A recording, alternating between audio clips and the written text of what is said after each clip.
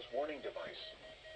During potentially dangerous weather situations, specially built receivers are automatically activated to warn of impending hazards. When there is a threat of or existing severe weather, the test is postponed until the first available good weather day. Reception of this broadcast and the warning alarm will vary at any given location.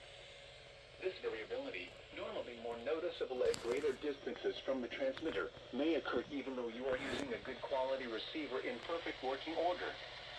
The warning alarm will be activated for warnings in selected watches affecting locations in portions of West Kentucky, Southeast Missouri, Southern Illinois, Southwest Indiana, and Northwest Tennessee.